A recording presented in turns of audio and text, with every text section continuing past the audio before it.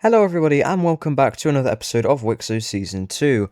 We are now on the 9th episode of this series, and in the last episode we saw one of the largest wars so far. That was the war between Greece and Moldova, and it really sort of settled the Moldovan kind of status as a regional power up here, as they were able to defeat Greece, which is one of the stronger countries.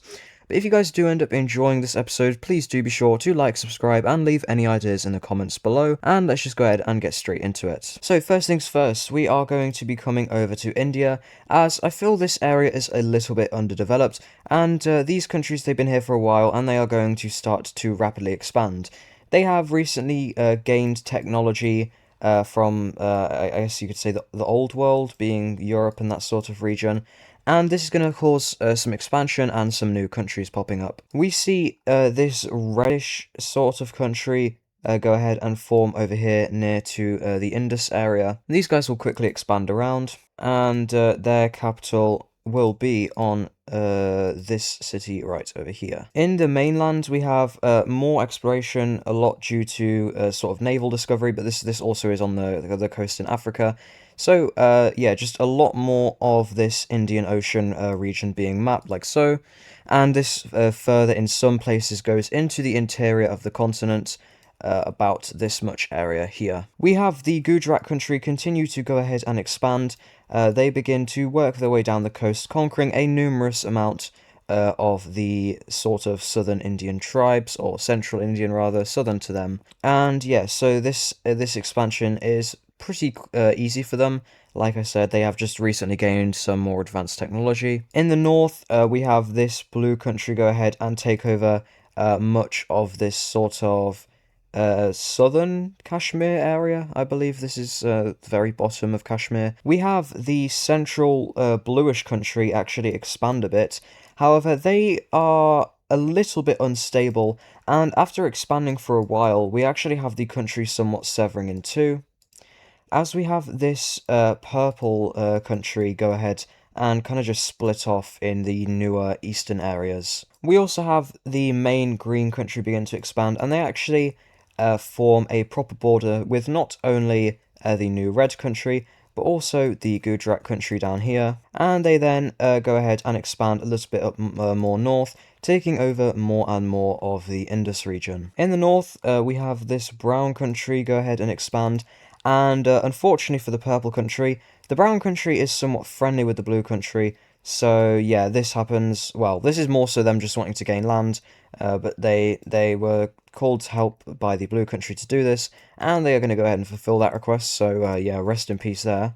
That was not a very long-lasting country, but these guys will continue on their expansionist efforts, and they will go ahead and move eastward. And overall, we just see a little bit more expansion just all over the place, as this area is starting to once again rapidly develop. So yeah, a little bit more expansion here. Now, staying on topic with expansion, we're going to go ahead and move over to Asia, as we're going to be seeing both with exploration and land size a lot of expansion.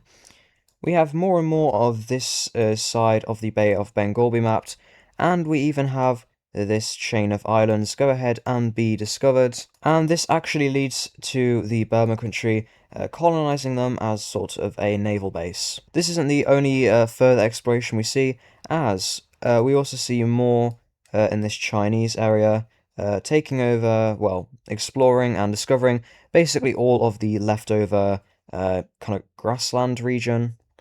And we also see more and more exploration into the jungles down here, as well as the first settlement and discovery by the actual proper societies of Indonesia, being Sumatra Island and the rest of the Malay Peninsula. Over to the trading kingdoms, we have these small countries continue to expand.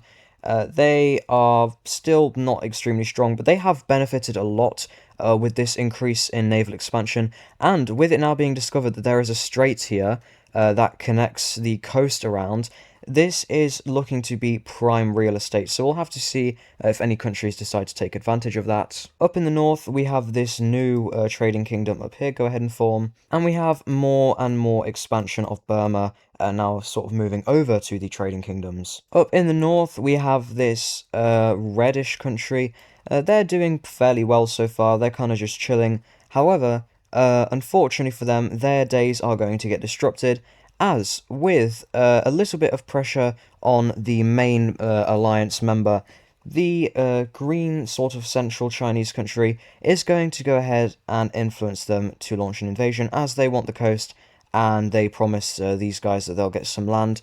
So we have our invasion happening over here. They also don't like how close their capital is to the vicinity of this country, but that's kind of their fault. But either way, they quickly move in and they cut off this area. Their military has just conquered a few of these nearby tribes, so it's probably not in the best shape it could be.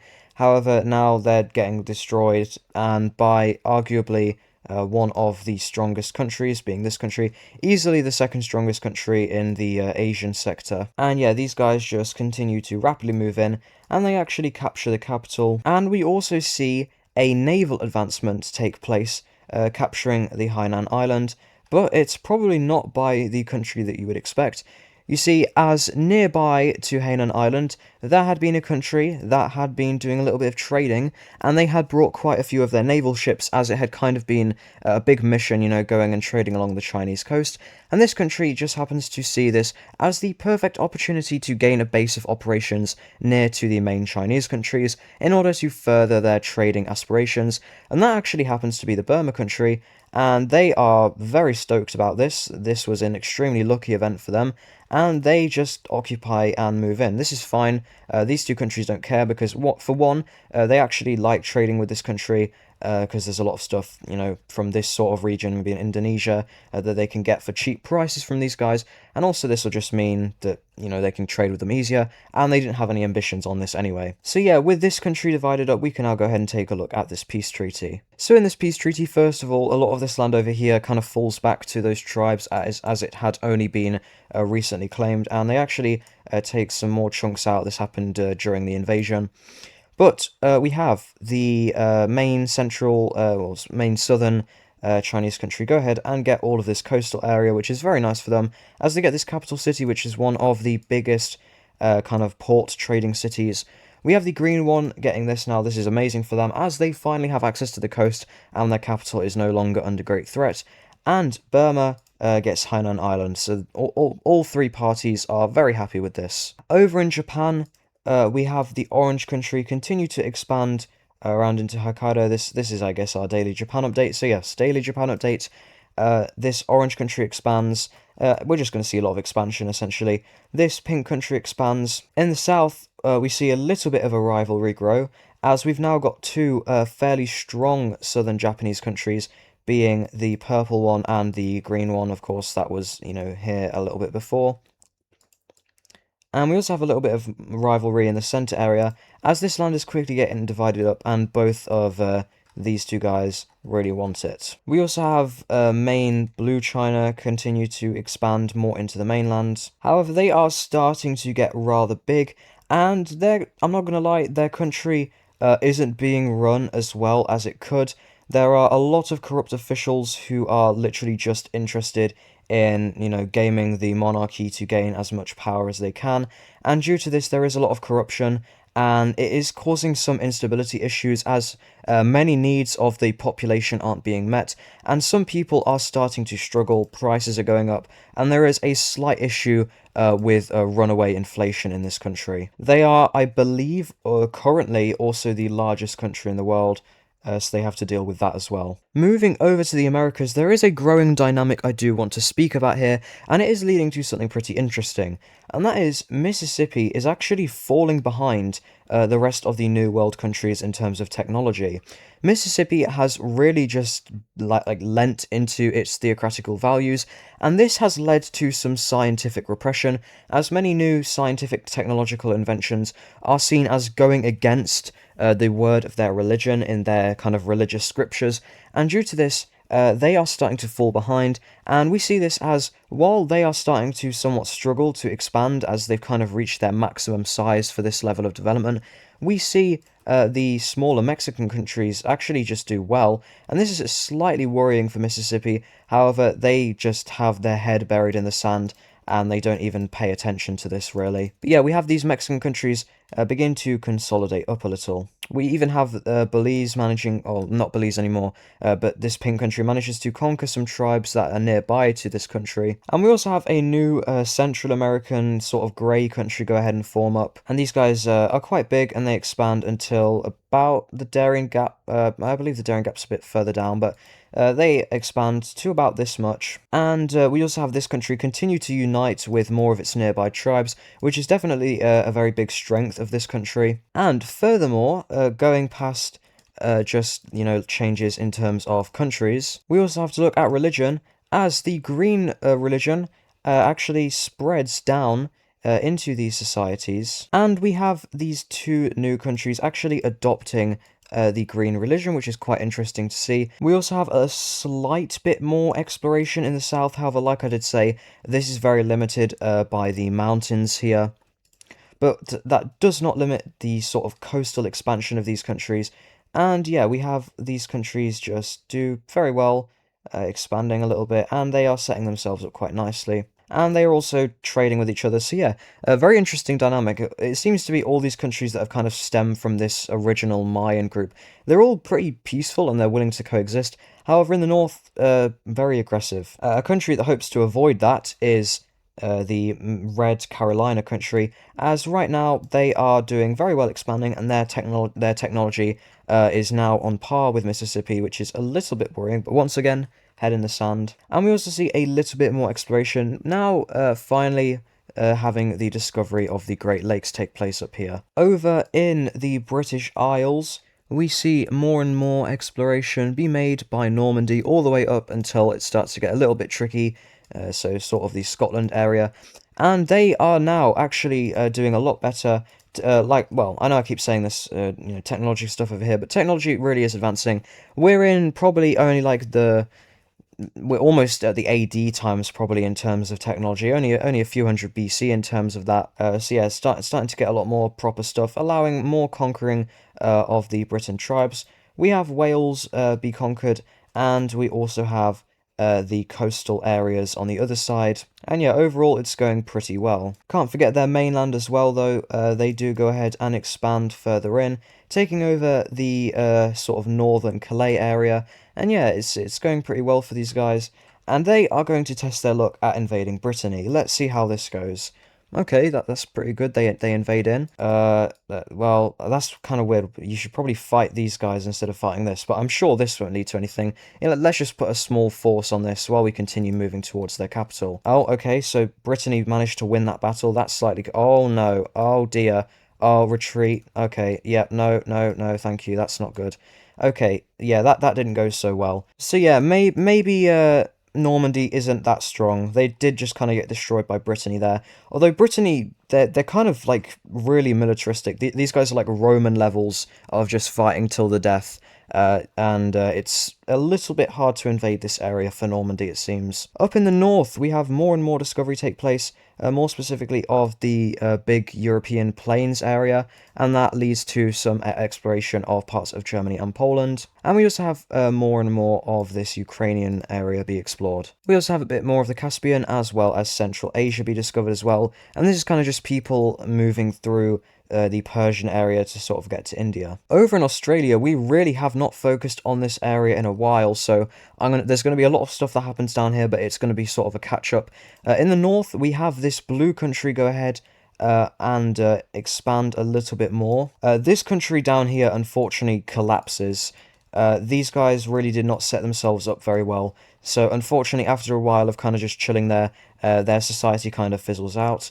In the south, though, we actually have this southern Australian country do very well. They are able, over the course of the last few, probably centuries maybe, I don't know how long it's been since I last focused here in terms of the timeline, but they have been able to establish themselves a really nice southern coastal country. And this central green country has expanded slightly, but they are mostly just kind of chilling in themselves and, having their own culture and everything. We have this pink island country, well, I say island country because their capital is actually going to be on this island for whatever reason. But they also do obviously have a lot of land in the mainland. They have two major colonies down here and up in this northern area. Now, over to the Middle East.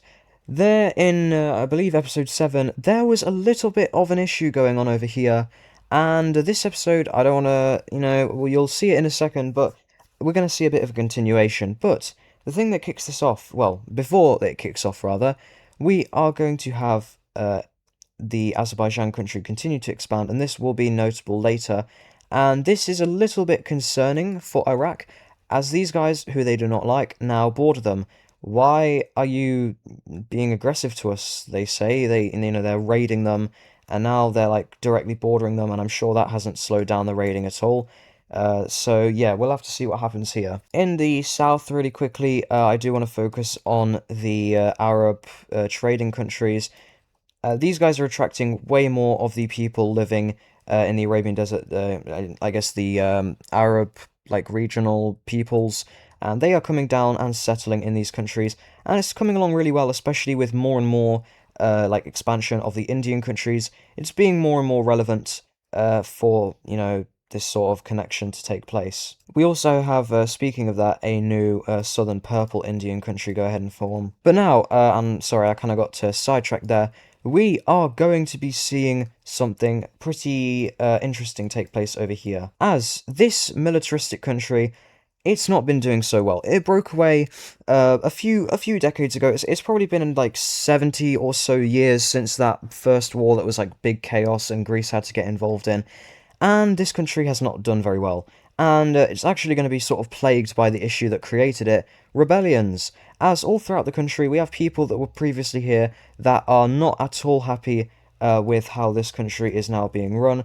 Go ahead and break away. This is a sort of a continuation of that old Palestinian country. But yeah, the people here are not happy, and they go ahead and break away. And this is going to be leading to something much and much bigger.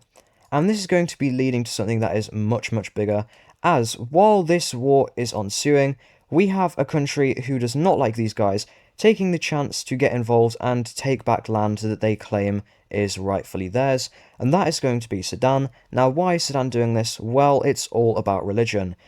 They managed to get the Sinai area, and this area sort of broke away from them during that civil war, and it wanted to be a part of this country, which successfully happened.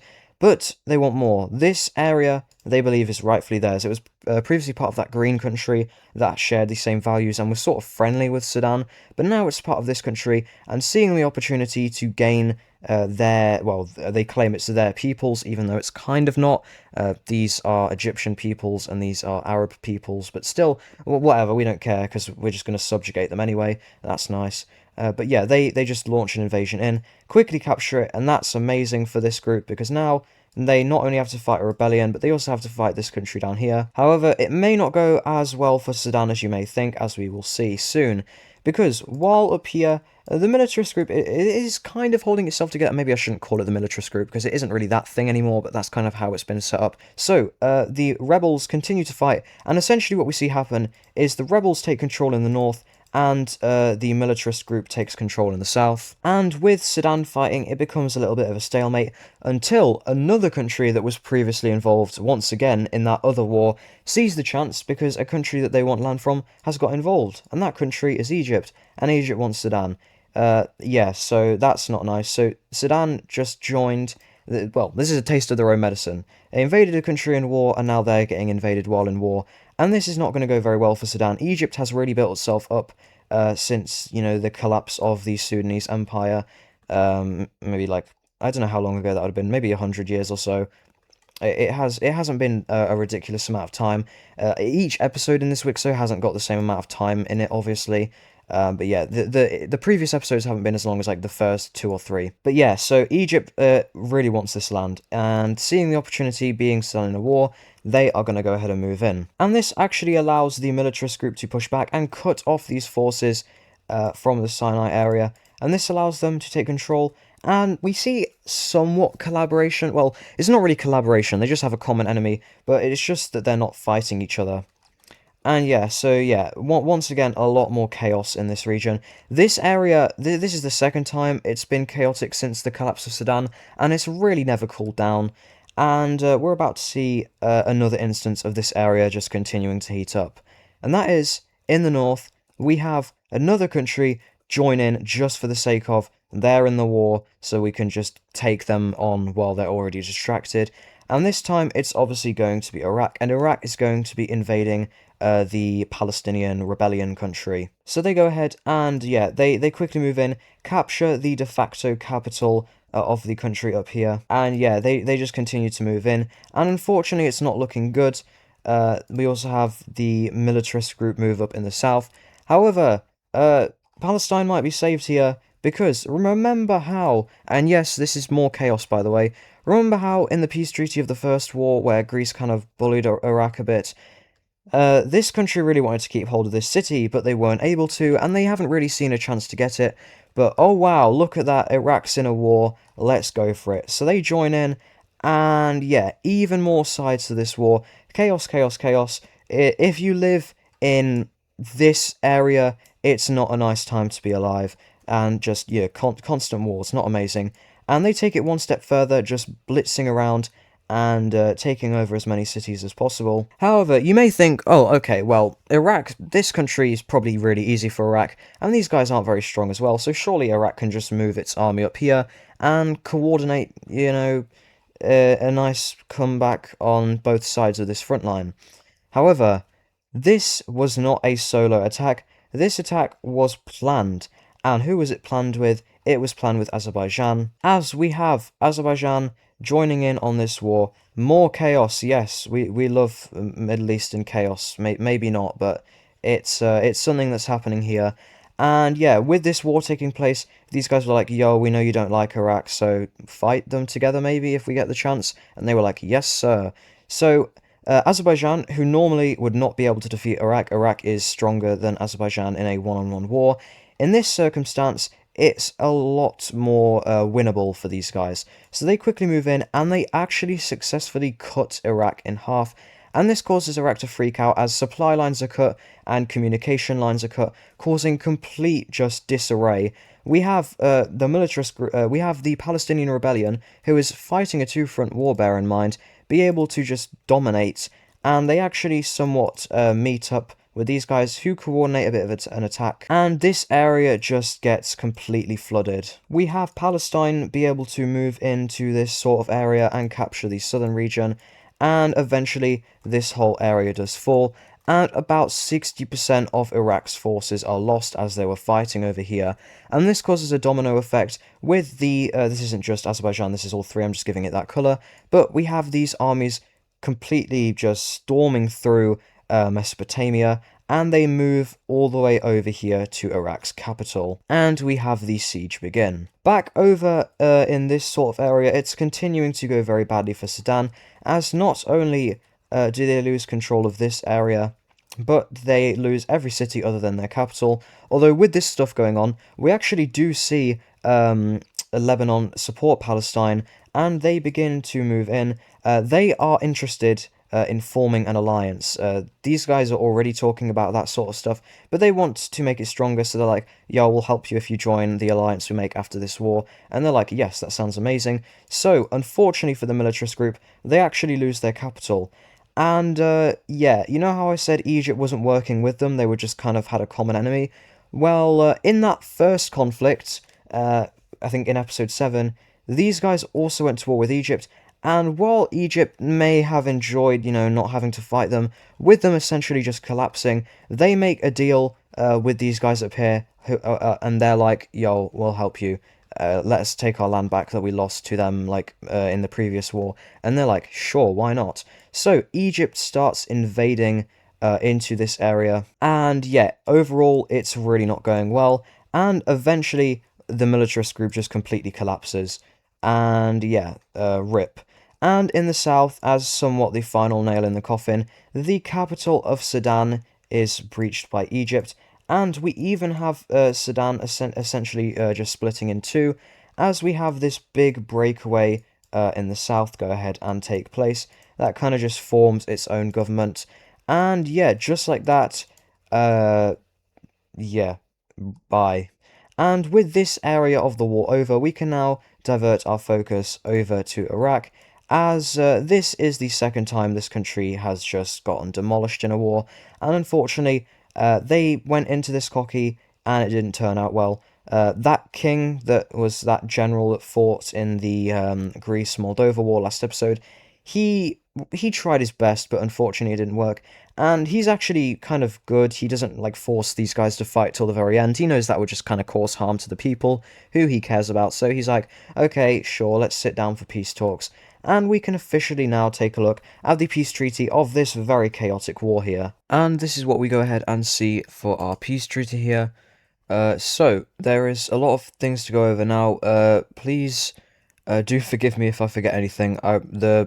The part that you just saw, the previous part of the video, I did yesterday because I did the peace treaty, then I forgot to record it, so it's now the day later.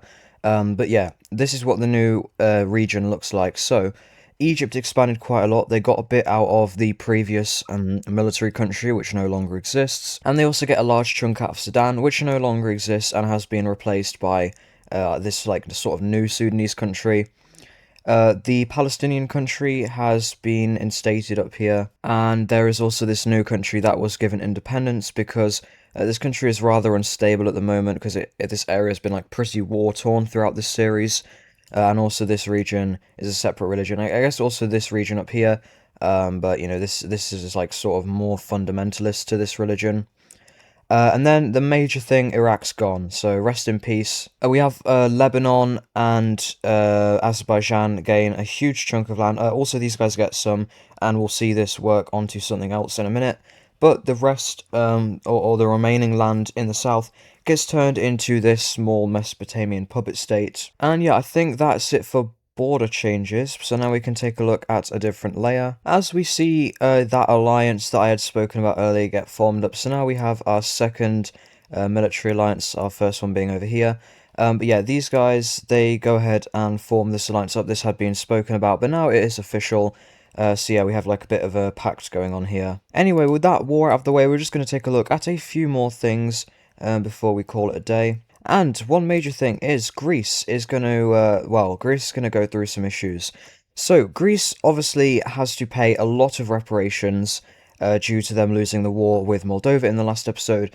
And they have a bit of a plan in order to make some money, because right now they're in debt, and they can't really pay their soldiers, and their soldiers are getting a little bit frustrated, so they have an idea. They go to their soldiers and say, hey, look up north to Transylvania. This area is huge, there's a lot of people living here, and it's a huge flatland. So, what we'll give you permission to do, this is kind of scummy, but you can go up there, just invade and claim a bunch of land, and in the meanwhile, build farms and stuff so we can grow food to sell in trading. And any locals here, you can just raid and plunder and take all of their stuff, and that can be your payment. And all of the soldiers are like, hooray, because they like fighting, and now they can go and do some stuff. So, we have Greece begin to conquer parts of Transylvania. We have our first, main settlement up here around this city that gets constructed, and this colony quickly begins to expand, and they move in all of these flatland areas. All of the regional tribes begin to get conquered, and the towns that are here that the tribes people kind of own, let's just say it's not a nice time to be living up here, and many of the towns become like cities, and yeah, we have Greece establish itself a pretty nice colony up here.